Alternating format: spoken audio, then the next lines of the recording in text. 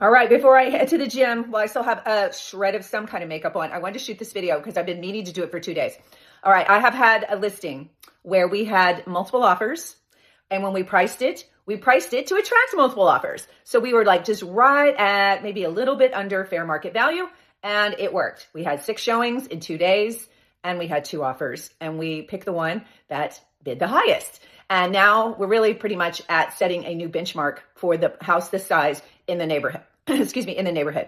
All right, so after you get over the ecstatic jubilation that you have multiple offers and you are over your list price, then the reality sets in of like, all right, we're past inspection. Now comes the appraisal contingency. And we got to make, like, is it going to appraise? There is always a little bit of a uneasiness. Even if you think, yeah, rock solid, really the only ones you can always say rock solid is when it's new construction and there's 5 others that sold for the same price. There won't be a big deal. But when it is something that's a unique unicorn, and we had a walkout basement, and basements are tricky. Appraisers value them. It's a little subjective. All right, like, do you truly walk out and walk onto the grass and you're not coming up 3 stairs to see sunlight like a mole coming out of a hole? Or is your bedroom, does it actually have a window? Or are you back in some dungeon with one way to escape if there was a fire in the room? So this one had a fantastic basement, much more like it's just a first level home. So I loaded myself up with all my ammo to go meet the appraiser. Now, meeting the appraiser is not something that is a given. And if you are interviewing an agent to sell your home, you need to say, how do you handle the appraisal process? Don't say anything. Do not lead them into answering it the correct way or the way they should be answering it. Just see what they say. If they go, oh, well, I'm not really, if they ask me for information, I will give it to them, but I don't want to interfere with their process. I don't go meet them on site or anything like that. I just let them do what they do.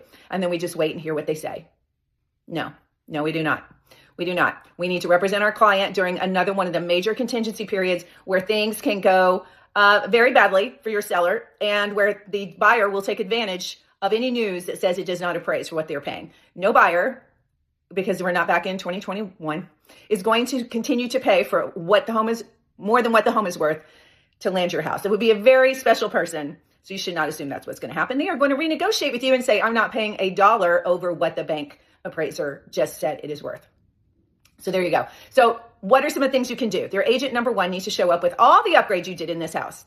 And very specifically, what year is that HVAC? The appraiser doesn't really want to go crawl around and look for a bunch of labels. They will, but like, let's make their life easy. Also, you're going to talk about, did you add any square footage? Also, you are going to talk about, you're going to show them what in your neighborhood has sold that helps inform you. And the key word here is sold, not my neighbor is listed for 20 grand more than me right now. No, that is not a comp. That is wishful thinking on their part if their house looks exactly like yours.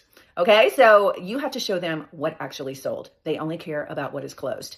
So there is a lot of art and science to appraisals.